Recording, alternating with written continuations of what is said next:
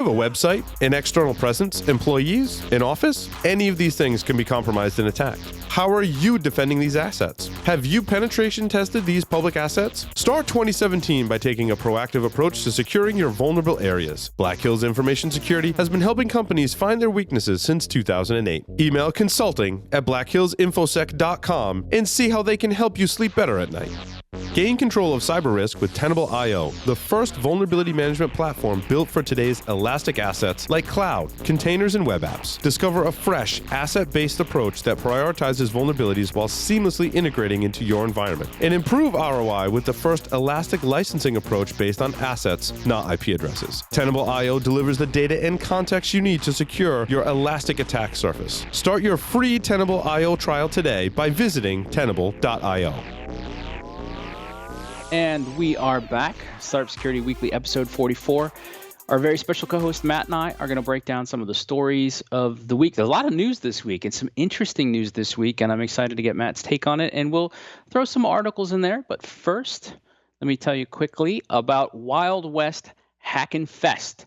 Wild West Hackin' Fest is put on by Red Team specialists for anybody and everybody interested in information security.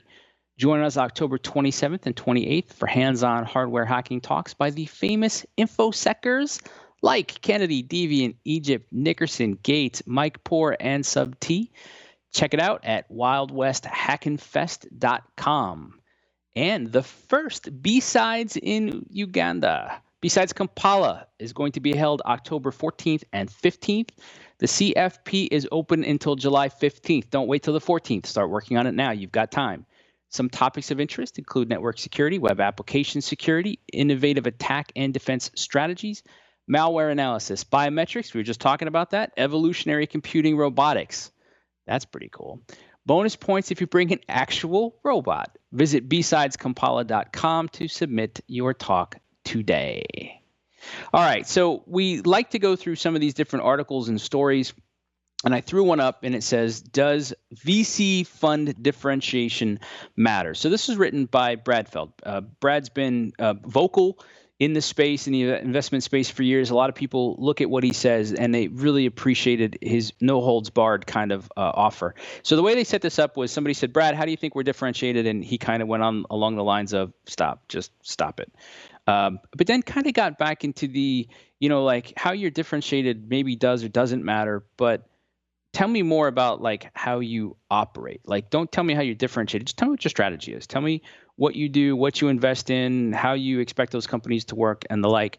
Matt, you cover the space. You look at a lot of stuff. What's your take on Brad's take? And does that apply to investment in security? Yeah, well, it's an interesting one because as I've been going through interviewing and meeting different folks, one of the questions I always ask every company that's in the startup space, what's the exit? And sometimes the exit depends on who your investor is. And so this is where I think VC differentiation matters, is understanding what your investors want as an exit, right? Is it IPO or is it an M&A? And every VC is going to have its different valuation target, right? So we know the big boys that are out there, they're looking for the unicorns, they're looking for the big IPO exit, they're looking for the 4, 5, 6x return. That puts a lot of pressure on a startup, I think, right out of the gates. But, we've seen some successful exits and we see a bunch of them kind of queued up. There's a lot of other VC firms that are like, wait a minute, we don't ever want to go public. It's a pain in the butt to be in the public market. Why go public? Let's find a strategic M&A, and I'm fine with a 2Xer, right? And so if you're a startup and you're going out for funding, those are two very different paths for you as a CEO or a founder. And I think you have to understand that basic first, because then that influences truly the strategy of the company going forward. Is you're either going to go take lots of rounds to become a unicorn kind of company, so you can go IPO, and that's D, E, maybe even F rounds of funding. As a CEO, you're going to be going out talking to investors pretty much nonstop to keep the cash flowing in. Or you're going to go to a smaller boutique firm that's looking for a strategic M&A and maybe a 2x return, and that has a very different strategy, not only from a go-to-market, business, and product roadmap. Yeah, it's interesting you say that. So do you see this then starting to, I mean, there's been a number of funds, I'd say in the last, 6 months or so, that have said, okay, we're cybersecurity funds, and they're 300 million raises, 400 million raises, and now they've got their goal. We're going to go invest in 30 companies over the next 5 years. But what's interesting is when I asked some of them, well, and I probably did say what differentiates you, but they said, look, we're not in it for the unicorn. Our distribution is different. If most of our folks got 3x returns, but 6 or 7 of them got that, we're happy. That's good. Right? And so to your point, it's a different strategy. Do we see, is that a way then that somebody coming into the cybersecurity space from an investment perspective is going to try to define that strategy? Or do you think we'll see it all over the place, and it's just that cyber's still new, people are trying to get their heads wrapped around it, and we're at the beginning of a bunch of attempts to differentiate themselves? Well, I mean, I've seen a few out there already, guys that will do a small seed round and accelerate and kind of do a joint and try to build the company up and then take them to an A. It's a very interesting model. It's kind of a combination between a venture capital firm and an accelerator in one. That's pretty interesting. Then you go to the bigger guys that are going to go Series A's and B's and eventually bring in the bigger guys for later rounds if that's the way they want to go. So each fund's going to try to differentiate itself. I know some of the newer funds that are out there that are focused on security. I think there is a way for those funds to really attract good startups that are looking for decent returns, with good tech, to create good returns for their customers. There's also funds out there that have already been very, very successful. And if you get in towards a later round of one of those existing funds, then the pressure to get a big multiple isn't there because they've already made their cash for that fund. So it's very, every fund is different based on where it is. Earlier, there's more pressure for return. Later, if you've already had a couple big exits, the pressure is not the same. That's a really interesting point that I think a lot of people probably overlook. That's probably a great question to ask if you're on that side of it. All right, I saw this other story. I'm curious just your quick take on it, and that's all I wanted to introduce it. Recess Labs, they're reinventing, great. But basically, they're offering this concept of a structured sabbatical. Some industries do this. Universities are known for it, but the idea is take some time off, go pursue stuff. Then Paul and I, recent weeks, have been talking about the Google 20%. Should you have time that's structured or unstructured to go pursue something of interest to you, something of passion? And so what we're starting to see here is that somebody's saying, well, wait, what if I could let you go take a sabbatical and you could try to work on one of your passion projects, or you can try to do some sort of a startup. But instead of just saying, hey, good luck, take a couple weeks off, we're going to structure that time for you so that you're productive, so you're on track. So it's good time. Thoughts on that? Just high level? Is that good idea, bad idea? Yeah, I think it could be pretty good in that it would fuel innovation. And as you look at larger companies where kind of innovation may not be there anymore, right? They've been kind of around for a while. It would be a way to incentivize employees to actually do some stuff they love to maybe drive some innovation and then bring that intellectual property back into the organization. I think it could benefit some older companies that maybe don't have that same level of innovation anymore. People like Google and Amazon and the FANGs, right, that are doing lots of innovation. It could be a way to also fuel additional innovation in other areas that might not be considered part of the core strategy yet. So I think there could be some good out of it. I was always I've always been impressed by like Richard Branson or Sir Richard Branson's approach to stuff, where I've read accounts where somebody like wanted to start a business. He'd say, okay, I'll stake it. And they'd say, but why? And he'd say, well, if it fails, I want you to come back. And for me, it wasn't a lot of money. And if it's successful, then I want you to still be part of the family and be wildly successful. And I always loved that approach. And so what I look in this is same thing as you. I saw the innovation and I said, gosh, if companies said, listen, you're valuable to us, but I get it. You want to go exercise that entrepreneurial side, or you want to go pursue this thing. Hey, all right, do it. We'll make sure your bills are still paid. By the way, if it works out, we want to be part of it. And if it does, there's a lot of ways to structure it, but I liked that idea. And I like the idea of putting some structure into it, because I find that there's usually a I hate talking about gaps, but there's a gap between, oh, I could totally do that. And then you show up and you're like, the hell am I doing? And having something that's a little bit structured, whether they're accelerators or whatever else, they kind of move you through that process. So I dig it. Yeah, and you learn a ton along the way. Yeah. All right. So I'm curious your take. I know you and Paul worked together for years, and you've looked at things around this. There was McKinsey came out, and this is fairly recent. I just grabbed it. The expanding role of design in creating an end-to-end customer experience. I've got a friend, Peter Hess, that talks a lot about how when we were growing up, UX and security weren't just separated, they were considered polar opposites. And now if you want better security, you've got to consider user experience right into it. You've got to design it from the jump. And I think this is kind of saying, yeah, hold on, you've got to go end to end. What is it like the first time they interact with you? What is it like as it carries its way through? We were talking with Tyrone about friction in conversations. That's where I spend a lot of my time looking at stuff. And I'm just kind of curious your take in it. When we're talking about startups and even we're looking at internal departments, how important is that end-to-end experience, and where do we need to maybe spend some more time thinking about it? Yeah, I mean, I think it comes in a couple places. Onboarding and the overall kind of flow of how people use your application, I think, is important. It always has been, because if it's not easy to use, people aren't going to use it. And so the user experience and the user interface and making things easy and streamlined, I think, are important. And that means I think a more simplified UI design, things that are much more intuitive. We never read the user manual. We just start clicking buttons, right? So it's got to be intuitive. But the other thing I'm seeing with the whole user experience is there are some groups that'll never log into your interface, which means APIs and API integrations and the way you get data in and out of the system are more and more important.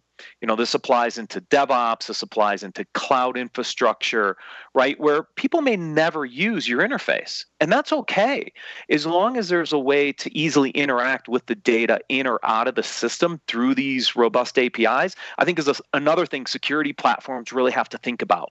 Because I give the example multiple times. If I'm a developer, I'm never going to log into your security tool to find out what issues I have. Great. I want them in my tools, right? So if I can make it easy to get data that's relevant to them into their tools like Slack or Jira or HipChat, and I've talked about this before, then they're more likely to use it because they're never going to log in. So that data integration piece is also part of the user experience that we have to be cognizant of, I think, in the security space. No, I think that's a great point. And we're going to talk a bit later about Amazon, and we're going to talk about Amazon specific to Slack. But what this article also makes is a pretty interesting point that we used to have. You had physical goods and retail, and then you had online and information. And now we're watching where the two keep doing this kind of a cross-pollination. And what we'll talk about in a little bit is Amazon was rumored to go after Slack, and PS they bought Whole Foods. So that's kind of fascinating in the early analysis of it. But the early analysis is, well, look at this then. What an interesting blend that is. And so that experience is going to come into play there. I threw one in here just to I'll leave it more as people can come to show notes and grab it. Chris Voss wrote a book. Chris Voss, the former hostage negotiator for the FBI, wrote a book called Never Split the Difference. It was one of those books recommended to me by a friend. I read it, and I pretty much read it cover to cover. It was so exciting. It was written well. Tons of stories that illustrate things. But the idea was that a lot of the ways that we look at negotiation set us up for failure. But what I took at it when I read it was that all value is negotiation. When we reach value, one of the big excuses that I get, and I was asking you about this on our last show, when I ask people why they didn't do value, they like to say, well, when we get past that, well, it's security, you can't do value. They usually come up, well, value is subjective, value is fleeting, it's positional, it changes, it does all these different types of things. And I accept all of that, but it's not a hole so big you can drive a truck through it. So it's what I've learned is that understanding negotiation gives you the tools you need in order to better negotiate value. What I liked about this in particular was it listed out 3 tips: listening to respond versus listening to understand. And it points out, and I'll use my own language on it because I said this for years. Typically when somebody's talking, we're just waiting for that pause where we can jump in with the really next clever thing we're going to say. And we've somehow conditioned ourselves that silence is scary and shouldn't happen. But if you're listening to understand, you really listen to what they're saying and you're processing it, And there might be an awkward pause. And then you get a chance to say, well, did I hear you right? And you get to get engaged in that. And what this points out, it builds on a little bit better that I liked was, I said, if you just keep saying, I understand, chances are you don't. What I do when we teach people about effective communication is I always say, if you say to somebody, do you understand, or does that make sense? You are not an effective communicator because you're browbeating them into nodding their heads, whether they understood what the hell you said or not. And then what they said here is the same thing, is if I always ask you a question where you pretty much have to say yes, and we've seen this, Tyrone just talked about some of those sales tactics and stuff. If it's always a yes, yes, yes, and you're like, oh, I got 3 yeses, I'm setting them up. No, you're pissing them off. You're distancing them. And I think that there's some stuff here that's kind of interesting that works anytime you're negotiating out security with anybody else. Anything you'd add to that, or anything to add at all? Pauses are always good. I like them. Well played, by the way. All right, last piece, and then let's get to the news because I know we both want to get there. This one came across my desk this morning. I thought it was kind of interesting. It just says, before you pull the plug in your startup, consider hiring a refounder, which I think is just a fancy way of saying fixer or turnaround specialist.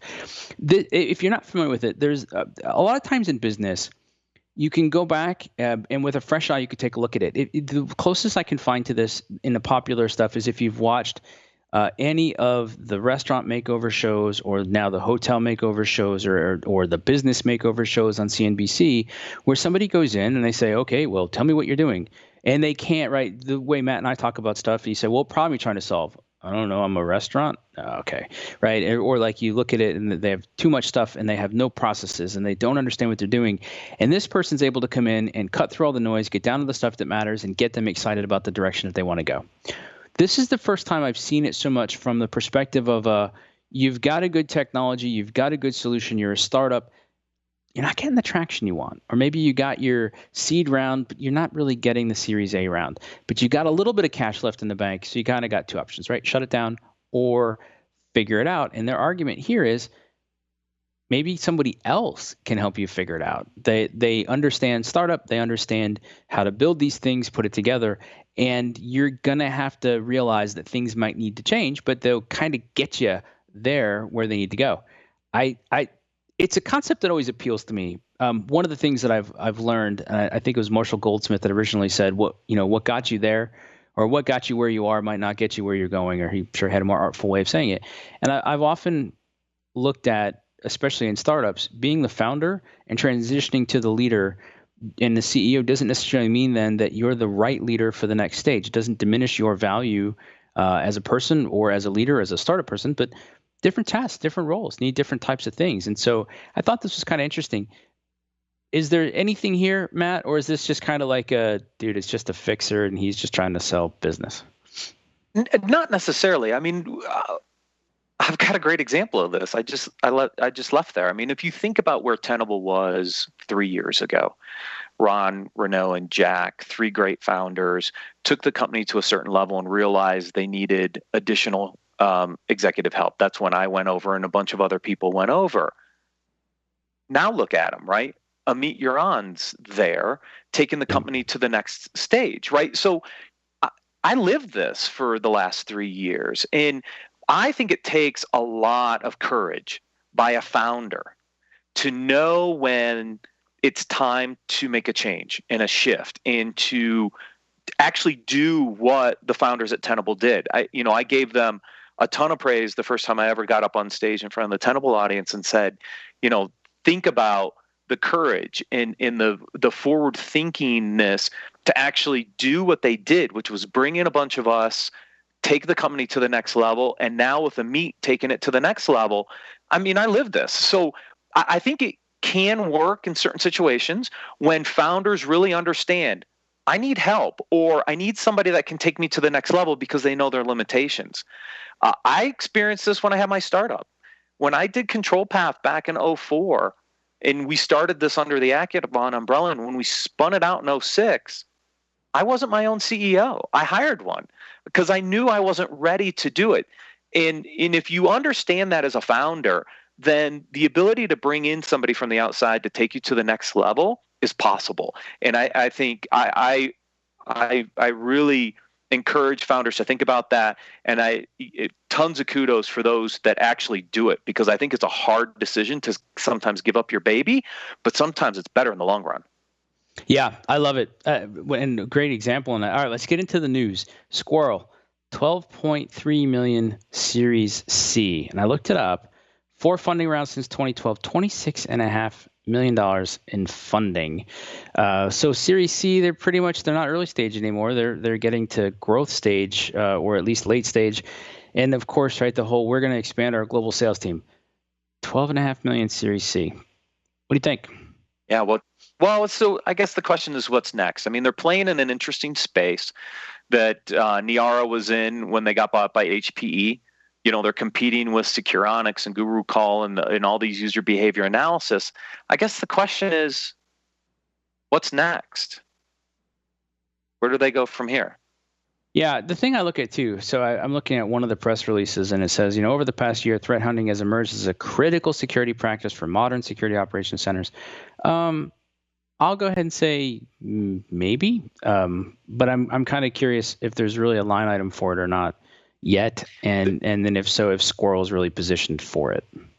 Yeah, I mean, so there's been a lot of discussion about this user and entity behavior analysis space, and is it really its own standalone market, or is it really part of what the SIM should be doing as part of the normal SIM SOC operations and stuff? I think the jury's still out, but you've got $26.5 million in.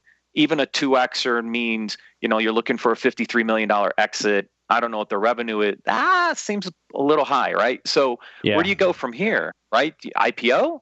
I don't know. The IPO market for security hasn't been hot lately, so I wouldn't hold my breath on that one. No, and I don't think that it's going to heat up. I think a lot of security companies are going to go the M&A route, and I don't think that there's anything wrong with that. But I think you raised something that I've been saying privately to people a lot, which is, I think UBA, I think it's a feature set. If you're going to go develop it today as a platform, then to your earlier question, what's my exit? Your exit, you're not going IPO. And if you're kind of debating today, am I a platform or a feature? Be a feature. Like, if you've got to try to ask that question, and so if you're feature, cool. But then, yeah, if you raise a lot, like I think, and Paul and I've talked about this. I'm kind of curious your take on it, Matt. But you can over raise, because then you've skewed your valuation and you've skewed expectations on that return, and the pressure that comes with that has got to be phenomenal, as opposed to raise. I think the strategy I'm starting to look at, but I'd be curious your take on it, is raise as little as you need, as late as you can, and then overperform. Right? It's kind of like an under promise and over deliver. Is that a good strategy, or would people get in trouble doing that? Well, I think it's the best strategy if you want a reasonable exit somewhere along the road. Mm-hmm. What I've seen is a lot of people take very large Series A's.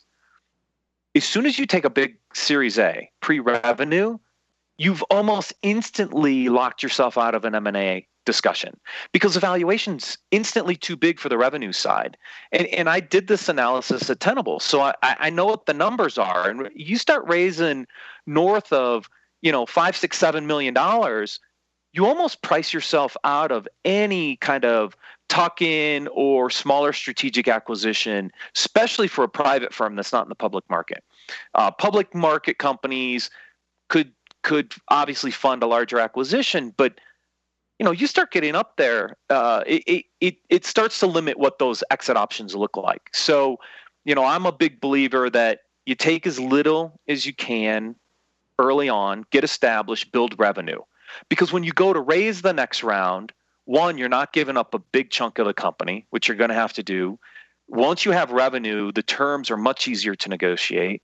And it puts you in a position to then get the growth equity that you need to get the company to the next level, but not so much that you've limited yourself on other potential exits.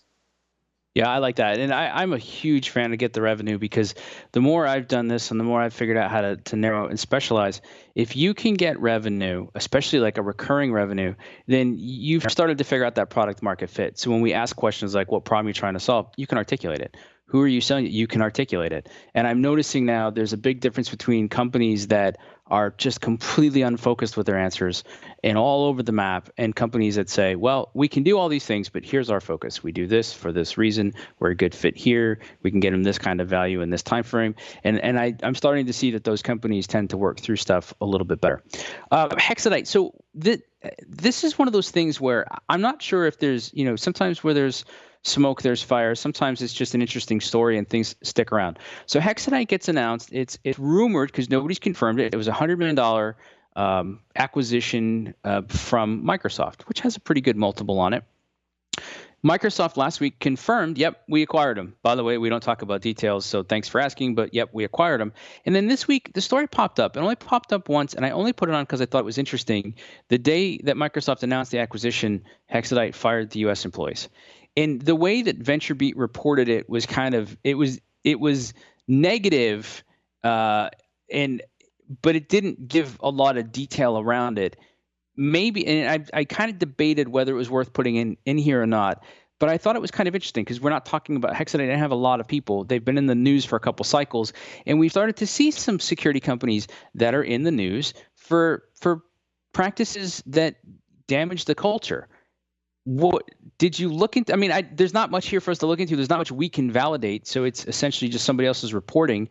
Any thoughts on this? Or is this a nothing burger because this stuff happens all the time? Well, I hope it doesn't happen all the time, but I've seen it happen before. Most of the resources were over in Israel because that's where R&D was. I guess they had a dozen or so people in the U.S. I don't know how factual it is. The timing's a little suspicious, but you hope you don't create that kind of culture where it's easier for you to lay a bunch of people off than pay them for being there and getting the company bought, right? So I have seen it before, though, unfortunately, and so it's just something I think when you go to work for a company. That's why I ask the questions I ask when I go. What's the culture like? What's the exit? What's the plan? What's the, you just have to understand what you're walking into, I think, is an employee, just to know, is it the right fit for you? Maybe some of these folks didn't have a choice, but I always ask these questions because I think it's an important part, at least for me, when I make a decision of where I'm going to go work next. I'll tell you a lesson I learned when I went to work for a startup long time ago, almost 20 years ago. I was Matt. I thought I was so smart. I asked all the right questions, and they gave me answers that sounded awesome. And 6 months later, I realized I didn't validate the answers. I asked smart questions. They threw answers at me, and I went, "Okay, sounds good. Thanks, awesome." Total bullshit. Yeah. And I got out fast, and I learned. And so you're right. Like it's ask the questions and figure some stuff out. Well, that's where things like Glassdoor and LinkedIn and other things can help you kind of validate kind of the culture. Fascinating how that's changing, right? Yeah. It is, yeah, because now people talk about it and it's out there in the public and you can go look before you actually make a decision. Is this the right company? Is this the kind of culture I want to be in? Yeah. And I think too, if you're listening to us today and you are a founder, ask yourself how you would handle people. Ask yourself what you want and pay attention to your culture. A lot of people think the culture just manifests itself and it's good or bad. I find the companies that pay attention to it are the ones that tend to do the best, unless they do really shady shit around it. But let's go a different direction. Yeah, and it comes from the CEO. The CEO sets the tone, right? To me, the CEO sets the tone for the culture and how he wants to interact with the employees, and so he sets the tone, or she, and so I mean, the CEOs, I think founder CEOs have to think about what kind of culture do I want here in my environment, and then make sure you push that culture through. Yeah, so let's just leave it this way: if you ask the company about culture and they go, "I don't know," probably not a good sign. All right, probably not. I threw this. I like the stuff PitchBook does. So safety first. VCs set for record-breaking year in U.S. cybersecurity space. The reason I put this in, I think now every week I can put in one. Investments off. IPOs are down. Less money than ever. Less starts than ever. Going to be a record-breaking year, right? So like it's actually kind of like a chart now of how all the headlines say it. And this one's saying, look, it's been increasing. And yeah, last year was an off year, but look, the funding is going to be fantastic. Look, there were no real surprises to me here. I'm curious though your take on it. I will tell you what kind of surprised me a little bit, and it shouldn't have. It has in here the list of the most active investors in cybersecurity since 2010. So we're not going way into the way back machine here. This is the last 2010, and I knew all of the names. But what was kind of funny to me was a lot of the stuff that we cover. Some of these are not names in there, and it's caused me to realize we should probably broaden our net on the program and take a look at it. And of course, right, this goes back to our last thing. Does a differentiated VC matter? No, not really. What's your strategy? What's your reach? What's your experience? And what we're finding is the big investment houses, they are all steeped in cybersecurity. They didn't need a special venture fund for it. They didn't need anything else. They've got people, they've got practices. They bring these things forward, and it all works. And of the top 10, 6 of these are top 10 overall VC investors. So of course they're in the space. Anything here though that you thought was interesting or surprising? Well, the surprising part to me is, are we really going to hit a record year in funding with only one exit with Okta? How much cash is going to continue to flow into the space, both on the VC and the private equity side? So when I first read the headlines, I'm like, really? We're going to break the record this year? Maybe we're on that pace, but does it continue without enough exits on the other side? I don't know. When I was at AGC at RSA, there's a lot of concerns by the VCs and the PEs about exits and what do they do with their money. I'm not sure they just keep throwing money blindly into the space. Well, and if we're fair about it too, right? Most of the unicorns are stumbling as we see it in terms of they get unicorn status, they're laying off staff, they either IPO or they delay, or we've seen a lot of recent cash infusions that are delaying IPOs. But what's also interesting is that I'm seeing a lot more PE money moving into the space. And when you start looking at that cycle, it's freeing up capital for the VC to kind of go back down. And what I'm also starting to try to pay more attention to is what are the seed rounds coming out as? And we're seeing a lot less $3 million seed rounds. We're kind of getting back to $500,000 to $1 million for a seed round. We're seeing a lot less, although we're going to talk about when we're seeing a lot less, $15 million Series A rounds, and we're seeing a lot more 3 to 5 million. So I am kind of wondering, Thoma Bravo, they've been on an acquisition tear. I think I'm getting an alert a week that they've got somebody in there. So I think we're seeing some structured plays around it, but I'll be curious to see kind of how it keeps going. All right. Yeah. Before we agreed. get into SafeBreach, and I think it's the PE firms that will open up the VC markets because it will give some of the VCs exit to reuse that capital elsewhere. But yeah, I know Thoma Bravo's been pretty active lately, but are there more PE deals coming? It will be interesting to see that trend either continue or not. And that's a good question too. Yeah, right. Because if we look at like Blackstone, go back to like Optiv, right? So Optiv got out of Blackstone, but KKR came in and got them, and that's interesting because that was a canceled IPO. And so like when you start looking at that space, like I'm always curious too if I can tell from the acquisitions, like are they planning an integration play? Are they planning like what are they? And some of it's not really clear. But a lot of the PE money is disciplined enough to say, okay, we're going to fix some of your fundamentals and then we'll spin you out for a multiple later. And they're not worried about some of the same type of returns. You're taking the space because it's interesting. I've noticed a lot of the companies have come out and said, okay, we were a Gartner cool vendor. We're cool. What do you think? And we've got a couple stories this week of people that were named cool vendors. Does that matter? Is that a good strategy if you're a startup to get that kind of recognition from a Gartner or a Forrester or a 451 or somebody else? Does that give you lift in the enterprise space or the market space because somebody else deemed it upon you? It's interesting, right? Everybody goes to fight for news and coverage and awareness. This is one way to get it. What it also does is it puts you on the radar for all your competitors. So are you ready for what's about ready to happen, right? Because when a cool vendor comes on the market, typically they're going to come after some sort of market that's already existed in some way, and they're doing it differently. And so it puts them on a radar screen for their competitors too. So there's good and bad associated with these, I think. If you're ready as a company and if you've nailed it, right? And you and I talked about this a couple of weeks ago. If you know who your buyers are and the problem you're solving and your value to the market, this is a way to get out there in a much broader audience and get some traction. But if you haven't done some of that, it potentially gets you visibility before you're ready for it. And this is where competitors could potentially come in and do some things that you weren't quite ready for.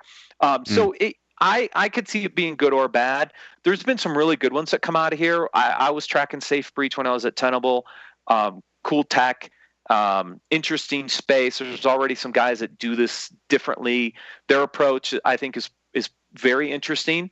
And so, it may get some good traction for them. It may not. So we'll see where this goes. What do you think? So when I go look at their financials, they've taken in $19 million in funding since 2005, but they had a $15 million Series A. Now, we just talked about sizing. That seems huge to me. Like, how do you meet that? Do you have a different take on it? It's tough. 15 million Series A, I think, is a tough nut for almost any startup to swallow, because it puts an expectation on the company so early on. Yeah. Is you've just limited a bunch of exit possibilities. Now you've got to produce and start to build revenue to go get more.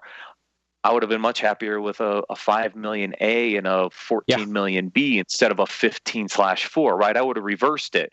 So anyways, that's just an approach, though. I don't think they're anywhere near that from a revenue perspective. So, that's the one concern I would have. And then we always look at like product market fit. What I've started doing too is breaking it down as to like, and I'm going to write a series about this in the coming weeks-ish. But if you look at, at a Series A, it means the market is embracing you. You've got some traction. Your unit economics aren't in place yet, but you should be able to answer those questions, the problem you're trying to solve and who your addressable market is, and it should look really good, and you should be able to just go hit it. So we'll keep watching them. I always think it's kind of interesting. All right, Prevalent acquired Datum Security. This was interesting because the funding stuff on Owler on Prevalent, definitely incomplete. It was $72 million, but then you go look and it had some equity rounds and the series were papered a little odd. So it just means the history is incomplete. So they had the money, and it looks like it's a third-party risk provider buying a third-party risk, ratings provider for mid-market, small market stuff. Seems like it's a hot space, and therefore expanding. This is an interesting one. So Prevalent just spun out from its parent company a couple months ago. So that explains the miss. Okay. Yeah, that's why you see the miss on the funding, because what happened was you had Prevalent that had consulting services, and then they also had this third-party vendor risk product, and Prevalent spun out the third-party risk company as Prevalent, and I think the consulting company kept its consulting name. So there was Prevalent spun out a couple months back, and then they go buy another third-party vendor, which is interesting. Now, focus on the SMB, and what I think they're trying to do is expand their third-party risk management capabilities to address not only the enterprises but downstream as well, which is why they did the Datum security. Third-party vendor management's near and dear to my heart. It truly is. Some people know the story, but I started the idea for Control Path came from third-party vendor management. So back in 2003, I ran the third-party vendor management program for National City Bank in Cleveland before they were acquired by PNC. And during trying to manage 70,000 vendors with Excel spreadsheets and email was an absolute pain in the butt. And I had this really crazy idea, and it really is what was the foundation for building out Control Path, which was this way to manage the risk assessment and the security control analysis of your third-party vendors through a consolidated interface to manage all your third-party risks. So I know this space extremely well. I love this space for a long time. And there's a lot of kind of revigoration in the space. Back in 2003, Graham Leach Bliley in the regulations in the financial industry really drove this. And then there was this concept of the shared assessment program to bring all the third parties together and share the data. Well, the sharing part never happened, right? And then we all got distracted with other stuff, PCI and a bunch of other things. And then the target breach happened. Third parties became cool again. So you see a lot of people in this space. There's an interesting one here in Denver, CyberGRX, that competes with Prevalent. You've got all the GRC vendors, Archer and Metric Stream and LockPath, and all those guys have a third-party vendor management offering. Avantix, which is under Accuvant, has, they've done some interesting stuff lately. So there's been a lot of movement on third parties lately from a lot of different sources. So it's an interesting space. I don't know if this was the right acquisition for them. There might have been some other things that I might have wanted to do if I were doing this, but this concept of all these third parties creating a external risk profile is definitely there. I don't know who wins in the space, but it's definitely one I keep track of.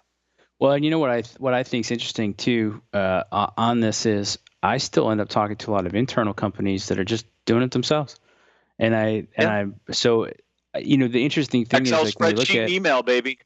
That's exactly, yeah. And well, because they're trying internally, how do I link procurement to HR to legal to the security team? And it's some of them do it better than others, but so it's a space that's interesting because I've worked with some companies that 5 years ago could count vendors on one hand, today 20-fold. And so yeah, it's an interesting space. Yeah, and here's where the interesting part of this space is going to be.